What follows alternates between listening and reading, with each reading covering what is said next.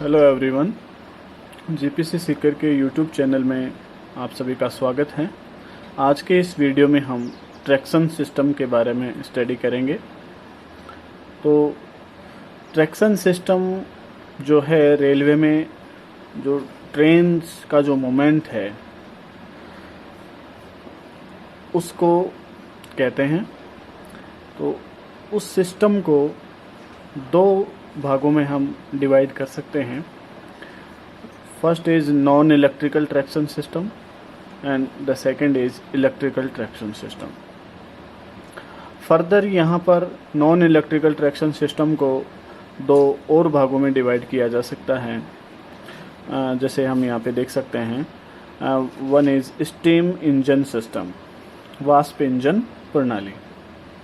तो इस traction system में ट्रेन के मूवमेंट के लिए या ट्रेन को चलाने के लिए हम स्टीम इंजन काम में लेते हैं, इसलिए इसका नाम भी स्टीम इंजन सिस्टम या वाष्प इंजन प्रणाली है। और नॉन इलेक्ट्रिकल ट्रैक्शन सिस्टम का जो दूसरा टाइप है that is direct internal combustion engine system, जिसे हम प्रत्यक्ष आंतरिक दहन इंजन प्रणाली भी कह सकते हैं। तो यहाँ पर जो डिफरेंस है नॉन इलेक्ट्रिकल ट्रैक्शन सिस्टम के जो दो टाइप हैं, इनमें यहाँ पर स्टीम इंजन काम में लेते हैं और यहाँ पर जो इंजन है that is direct IC engine होता है, जिसे इंटरनल कंबशन इंजन भी कहते हैं। तो ड्राइव का फर्क है, स्टीम इंजन है तो स्टीम इंजन सिस्टम, और यदि आईसी इंजन हम काम में ले रहे हैं तो डायरेक्ट आईसी इंजन सिस्टम उसे कहेंगे। तो ये दो प्रकार हो सकते हैं नॉन इलेक्ट्रिकल ट्रैक्शन सिस्टम के, जो हम ट्रैक्शन सिस्टम में काम में लेते हैं। जो ट्रैक्शन सिस्टम का दूसरा पार्ट है that is electrical traction system. तो इलेक्ट्रिकल सिस्टम को भी हम यहाँ पे आप देख सकते हैं इन चार मेन भागों में डिवाइड कर सकते हैं। तो इसमें first is electric drive, diesel electric drive, combustion engine with electric drive and battery drive. तो ये चार मेन पार्ट हैं इलेक्ट्रिकल ट्रैक्शन सिस्टम के। तो this is the classification basically of traction system. Okay, तो यहाँ पर हम नॉन इलेक्ट्रिकल ट्रैक्शन सिस्टम को थोड़ा समझने की कोशिश करते हैं। तो जैसा कि इसके नाम से क्लियर होता है कि यहाँ हम इलेक्ट्रिसिटी को काम में नहीं लेते हैं, इसलिए नॉन इलेक्ट्रिकल। तो the system in which electricity is not used is known as non electrical traction system. This is the basic definition. और जैसा कि पहले हम बता चुके हैं कि इस नॉन इलेक्ट्रिकल को हम दो भागों में बांटते हैं। तो उसमें सबसे पहले हम कंसिडर करते हैं स्टीम इंजन सिस्टम। तो स्टीम इंजन सिस्टम में बेसिकली क्या होगा, जो स्टीम है जिसे हम वाष्प कहें या भाप कहें, तो steam is produced by a boiler and given to the engine. तो इंजन को चलाने के लिए हम स्टीम को काम में लेते हैं, और स्टीम जिसे हम भाप या वाष्प कह सकते हैं, तो वो किससे बनाएंगे, उसको बनाने के लिए हम बॉयलर काम में लेते हैं।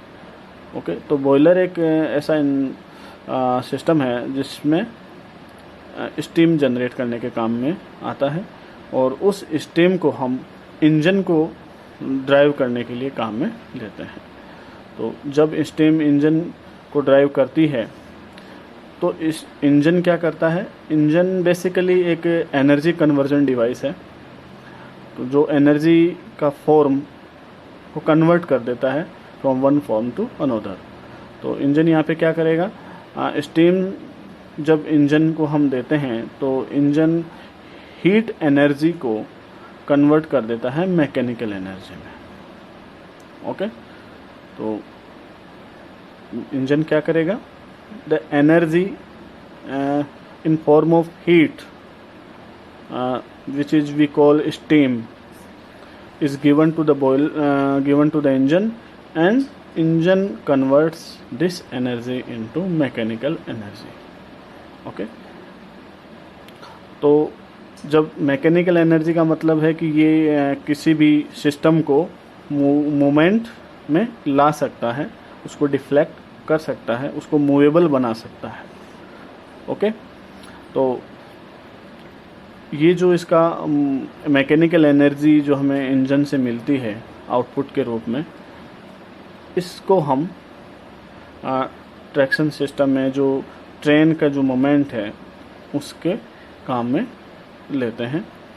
तो ये पहले के जो समय में ये स्टीम इंजन सिस्टम बहुत ही पॉपुलर हुआ था और बहुत मोस्टली यही काम में लिया जाता था। लेकिन जैसे जैसे टेक्नोलॉजी डेवलप हुई और धीरे धीरे इसका यूज़ कम होने लगा और नए जो प्राइम मूवर्स हैं, एक तरह से मैकेनिकल एनर्जी प्रोड्यूस करने वाले, किसी एनर्जी को मैकेनिकल एनर्जी में कन्वर्ट करने वाले जो सिस्टम्स हैं वो नए डेवलप हो गए। जैसे डीजल इंजन आ गया, उसके बाद इलेक्ट्रिक इंजन्स आ गए। तो जैसे जैसे टेक्नोलॉजी डेवलप हुई वैसे वैसे स्टीम इंजन सिस्टम का जो यूज है वो कम होने लगा। ओके, तो नॉन इलेक्ट्रिकल ट्रैक्शन सिस्टम का जो दूसरा टाइप है that is direct IC engine system. IC मतलब इंटरनल कंबशन इंजन सिस्टम। तो ये एक स्टीम इंजन की जगह यहाँ पर आईसी इंजन हम यहाँ पे काम में लेते हैं, जिसे कि बहुत पैसेंजर और लगेज ट्रांसपोर्टेशन के लिए मेनली यही इंजन सिस्टम आजकल काम में लिया जा रहा है। पैसेंजर और लगेज ट्रांसपोर्टेशन का मतलब है जैसे कार है, बस है, ट्रक हैं और रेलवेज हैं। तो यहाँ पर जो हम पैसेंजर का एक जगह से दूसरी जगह को लेके जाते हैं या लगेज को एक स्थान से दूसरे स्थान पर लेके जा रहे हैं, तो उसके लिए आजकल डायरेक्ट आईसी इंजन सिस्टम बहुत ही मुख्य रूप से काम में लिया जा रहा है। ओके, तो ये तो था नॉन इलेक्ट्रिकल ट्रैक्शन सिस्टम, जिसमें हमने स्टीम इंजन सिस्टम और डायरेक्ट आईसी इंजन सिस्टम हमने डिस्कस किया। नेक्स्ट जो है ट्रैक्शन सिस्टम का जो दूसरा टाइप है इलेक्ट्रिकल ट्रैक्शन सिस्टम। तो डेफिनेशन की बात करें तो वो तो इसके नाम में ही है इलेक्ट्रिकल ट्रैक्शन सिस्टम। तो the system in which electricity is used in any stage और in any form is called electrical traction system. तो बेसिकली ऐसा सिस्टम जहाँ पर इलेक्ट्रिसिटी काम में ली जा रही है वो ट्रैक्शन सिस्टम क्या कहेंगे, उसे इलेक्ट्रिकल ट्रैक्शन सिस्टम कहेंगे। ओके, तो यदि इसकी क्लासिफिकेशन की बात करें इलेक्ट्रिकल ट्रैक्शन सिस्टम की, तो इसको भी हमने जैसे स्टार्टिंग में देखा था 4 मेन भागों में डिवाइड किया हुआ था। तो वो हम 1 बाय 1 यहाँ पे तो डिस्कस करते हैं। फर्स्ट जो है that is electric drive traction system. तो यहाँ पर क्या होता है कि इलेक्ट्रिक मोटर हम काम में लेते हैं और जो कि इलेक्ट्रिक मोटर को जो इलेक्ट्रिसिटी मिलेगी that is supplied by overhead distribution system.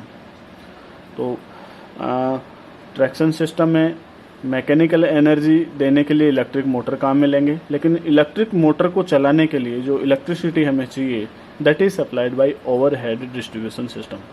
तो जहाँ पर ये ट्रैक्शन सिस्टम है वहाँ पर ओवरहेड सप्लाई एक डिस्ट्रीब्यूशन लाइन वहाँ पर होगी और उस लाइन से जो motor electric motor traction system में काम में ले रहे हैं उसको वो सप्लाई मिलेगी। ओके, तो रेलवेज में हम ये देख सकते हैं इलेक्ट्रिक रेलवेज में जो रेलवे की लाइन है उसके ऊपर भी एक ओवरहेड डिस्ट्रीब्यूशन सिस्टम होता है जिससे कि मोटर को इलेक्ट्रिसिटी सप्लाई मिलती है और फिर वो ट्रैक्शन सिस्टम को मैकेनिकल एनर्जी प्रोवाइड करती है। तो यहाँ पर जो मोटर है वो हम डीसी सीरीज मोटर काम में ले सकते हैं, single phase AC series motor काम में ले सकते हैं या 3 फेज इंडक्शन मोटर काम में ले सकते हैं एज आवर रिक्वायरमेंट। तो इस सिस्टम में हम देख सकते हैं कि इलेक्ट्रिक जो एनर्जी है जो कि हमें ओवरहेड डिस्ट्रीब्यूशन सिस्टम से मिलती है इलेक्ट्रिकल एनर्जी, वो मोटर की सहायता से मैकेनिकल एनर्जी में कन्वर्ट की जाती है, and this mechanical energy is use to drive the train और railway movement, railway system. Okay, next जो इलेक्ट्रिकल ट्रैक्शन सिस्टम का टाइप है वो है डीजल इलेक्ट्रिक ट्रैक्शन सिस्टम।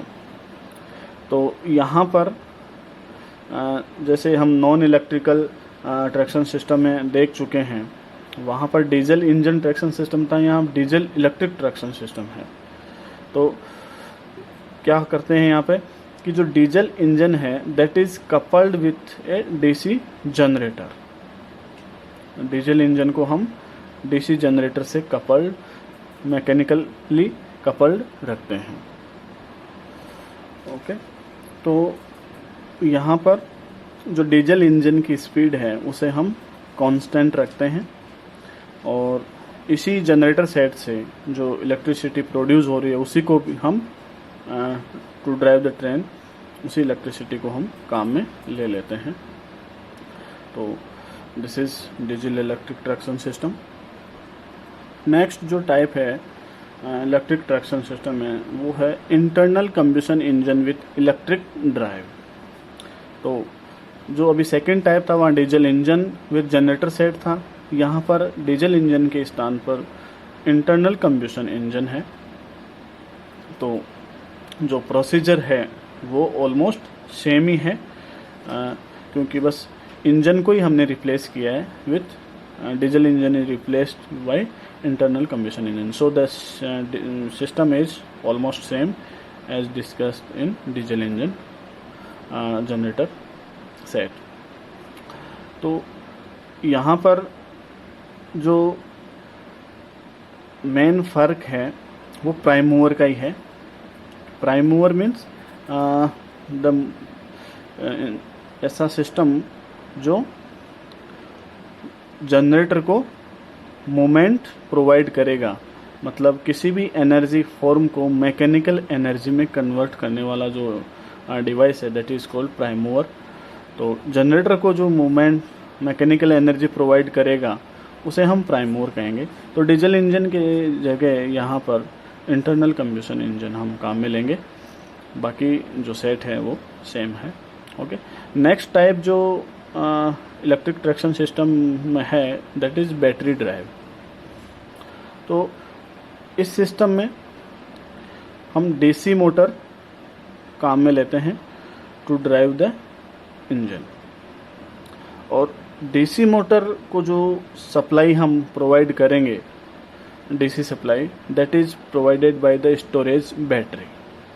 तो यहाँ पर हम इलेक्ट्रिक सप्लाई के लिए स्टोरेज बैटरीज काम में लेते हैं जो कि डीसी मोटर को दी जाती हैं, and DC motor converts that electrical energy into mechanical energy and the further process is the same.